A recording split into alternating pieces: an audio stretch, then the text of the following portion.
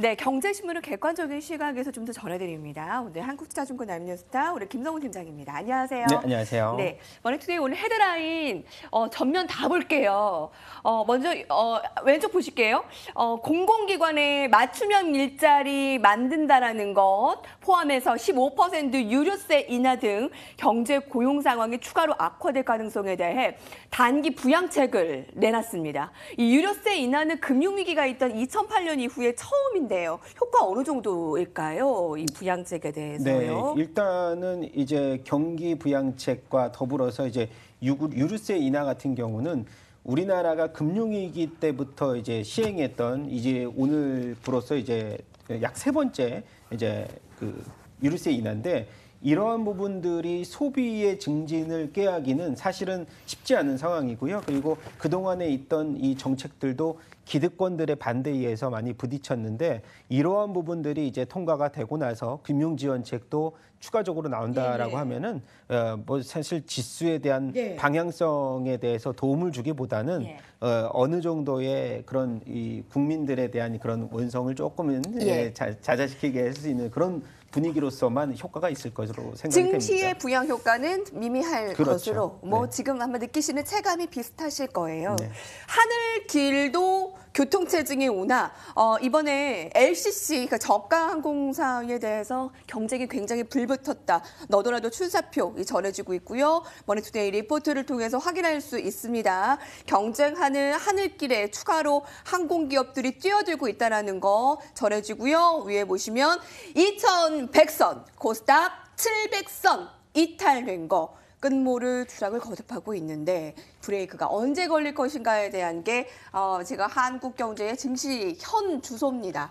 뉴욕 증시 급락에 대한 부분을 먼저 체크를 해보셔야 되겠잖아요. 네.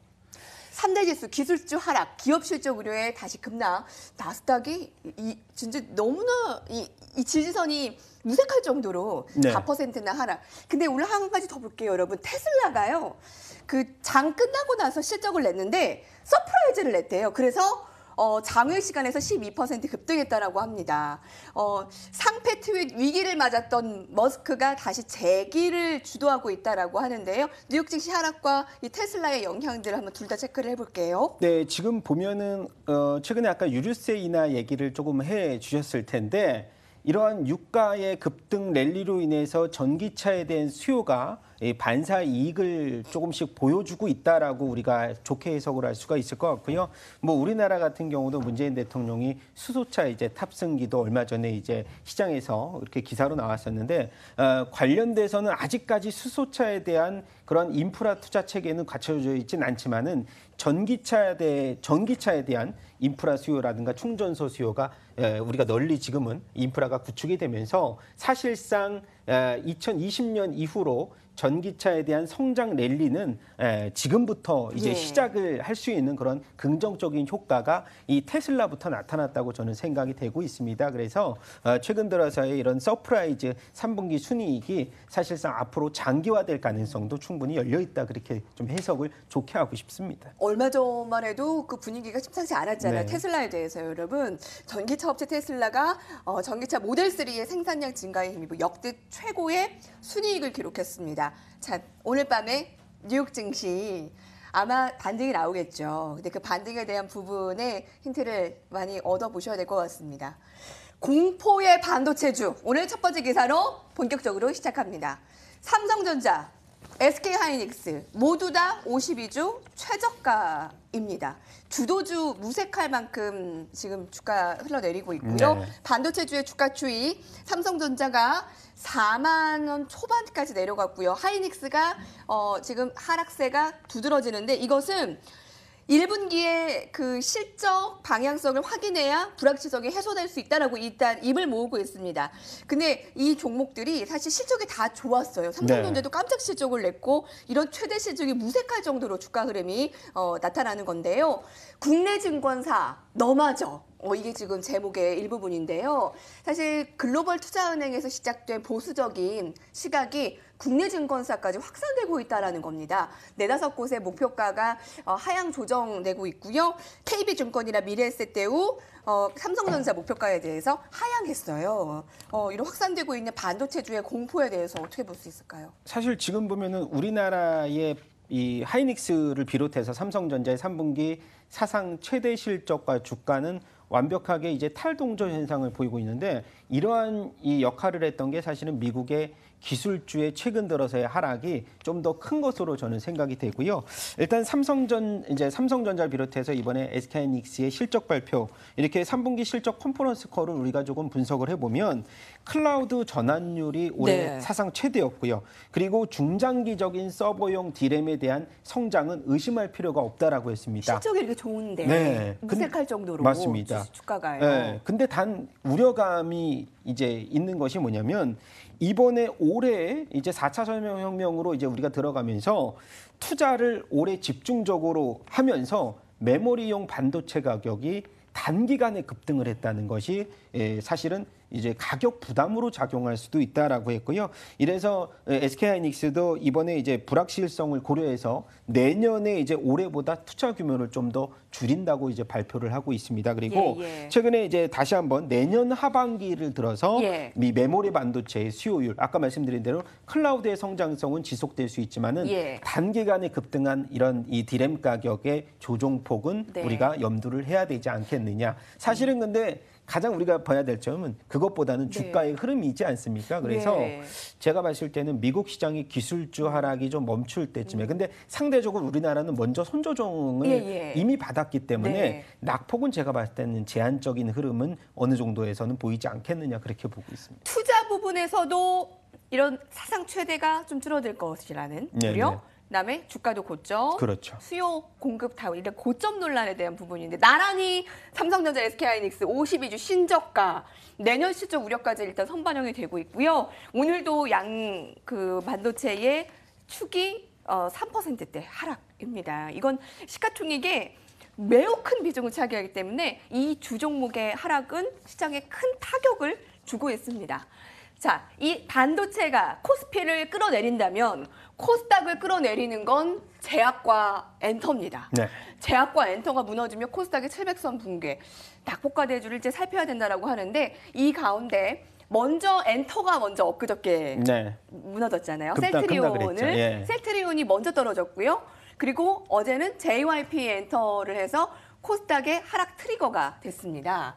펀드 매니저가 사랑한 엔터주, 실적 추정치 하향의 JYP 엔터, 오늘 어제 급락에 이어서 오늘은 조금 견고합니다만 워낙에 어제 많이 하락했기 때문에 어떻게 지켜보시나요? 이 코스닥의 주요 업종에 대해서. 네, 지금 보면은 사실 제약주의 조정폭은 어느 정도 우리가 이해를 할 수가 있을 것 같아요.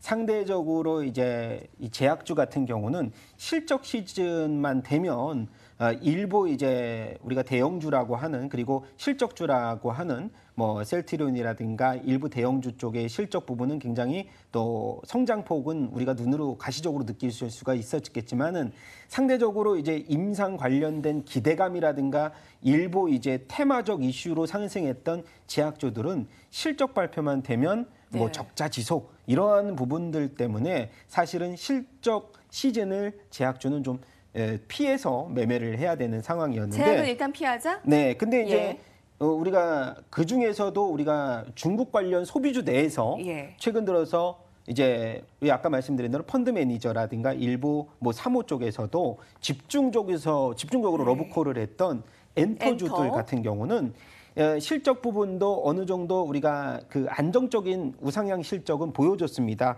최근 들어서 K-팜 열풍이라든지 그리고 신규 유닛들이 이제 우리가 일본 돔 투어라든가 일부를 진행을 하면서 실적 부분은 좋아졌지만 그 실적보다 주가 흐름이 먼저 선반영이 돼서 고점 논란이 상당 부분은 어느 정도 있었다라는 점이 사실 최근 들어서 코스닥 지수가 무너지면서 지수를 끌어내기에 가장 적합했던 이제 업종군이라고 할까요? 그런 것들이 빌리 찾기가 제일 쉬웠다. 그렇죠. 그러면 왜냐면 엔터주에 대한 의견은요? 맞습니다. 그래서 엔터주 같은 경우는 추가적인 낙폭이 있다면은 우리가 저가 매수로 기회로 삼는 것은 맞겠다라는 전략인데 하지만 상승폭이 컸던 만큼 사실은 매물 출회가 나올 수 있는 부분도 우리가 엔터주가 상당 부분 급등을 했기 때문에 차익실은 이번에 기회로 삼을 수 있다는 점에 대해서는 추세적인 낙폭도 우리가 염두를 하면서 분할 매수 쪽으로 우리가 기회를 잡아놔야 되지 않겠나 그렇게 생각이 됩니다. 제약과 그 엔터는 코스닥에서 워낙 비중이 큰 이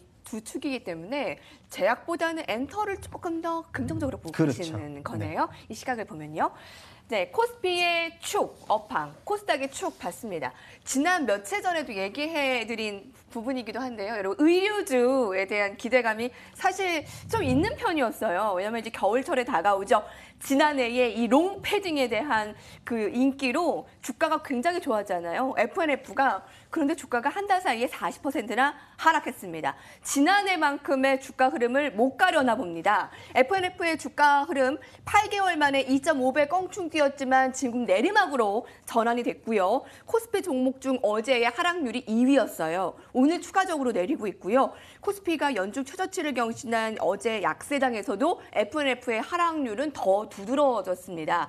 실적, 성장률이 지난해 수치에 못 미칠 것이라는 분석에 따르면서 투심이 악화되고요. 부정 전망까지 더해지며 팔자 주문이 쏟아졌습니다. 기대감 지난해보다는 좀 꺾인 부분이 있나 봐요. 네, 근데 이제 FNF 주가를 보시면 2015년 이후부터 10,000원 정도에서 지금 10만 원까지 갔던 주가의 흐름입니다. 그래서 상승폭을 보면은 다른 의류주 대비해서 최근 들어서의 급등 랠리가 굉장히 크게 이어졌었고 최근 들어서 이제 10만 원대부터 5만 원대로 그러니까 주가가 절반 정도가 이제 급락을 하면서 상대적으로 의류주 같은 경우는 우리가 작년 기준으로 봤을 때 FNF가 재작년부터 상승을 했다고 하면은 필라코리아가 그 바턴을 받으면서 선별적인 상승을 이어갔고 그 와중에서 소외된 업종들이 이제 ODM 업종들 뭐 말하자면은 우리가 영업무역이라든지 한세실업 일부의 의류주는 배제가 됐었습니다. 그래서 제가 봤을 때는 롱패딩의 매출 성장통에 대한 하락보다는 상대적으로 FNF가 일부 매수 쏠림 현상이 있었기 때문에 상대적으로 가격적인 부담이 굉장히 많이 최근 들어서도 언급이 됐었다. 그래서 제가 봤을 때는 지금의 FNF에 대한 하락 이 주가 추세는 사실 예견된 부분이라고 저는 보고 있고요. 롱패딩 같은 경우는 제가 얼마 전에도 원래 그 작년에 가장 큰 인기를 얻었었는데 올해 여름에 제가 선 구입을 했어요. 근데 사고 싶었던 롱패딩이 조기 매진이 됐었거든요, 작년에. 근데 올해 같은 경우도 한파가 몰려오면서 제가 봤을 때는 롱패딩에 대한 인기는 올해도 여전할 것이다라고 생각이 되는데 그것이 꼽아주셨네요. 그래서 제가 봤을 때는 영업무역이라든가 한세실업, 영업무역은 사실 우리가 알고 있는 노스페이스, ODM 업체로서 이제 노스페이스는 미국 브랜드죠. 그래서 영업무역 같은 경우는 지금 바닥권에서 고점 7만 원을 찍고 지금 뭐 3만 원대까지 이제 올라오긴 했지만은 우리가 주가를 조금 주봉으로 봤을 때는 아직까지도 바닥권에 있는 그리고 주가의 하락을 부추겼던 자회사 스캇의 자전거 회사죠. 스캇이 흑자 전환으로 2분기 때 돌아서면서 오히려 이러한 저가주들 중에서 반등을 줄 수 있는 부분을 우리가 주목해보자. 그렇게 좀 설명을 드리고 싶습니다. 연중 고점을 찍은 지 1개월 만에 40% 하락한 오늘 FNF를 시작해서 의류주, 패딩과 관련한 패션주 다시 한번 짚어봤고요. 오늘 마지막 한 가지 특징도 더 볼게요. 팀장님, 오늘 하락세에 방어의 역할을 그동안 했던 통신주가 살아남고 있습니다.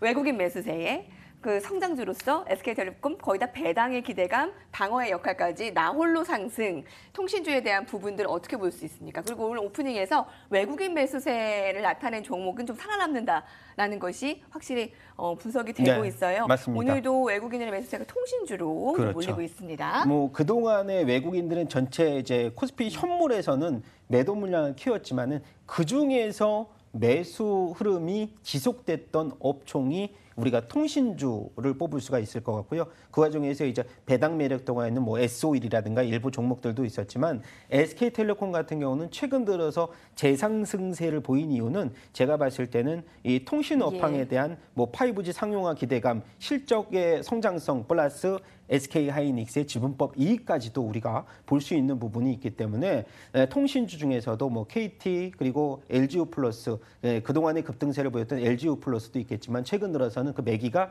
SK텔레콤 쪽으로도 조금은 몰릴 수 있지 않을까 그렇게 보고 있고요. 연말 배당 시즌에 돌입하면서 뭐 우리가 핵심 종목으로서 몇 가지 뽑을 수 있는 SK텔레콤, 강원랜드 이렇게 해서 선별적인 투자 전략을 좀 세우는 것이 좋을 것 같습니다. SK텔레콤 오늘 업종 지수를 이끌고 있네요. 여기까지 봅니다. 부자들의 경제신문에 있는다 함께했습니다.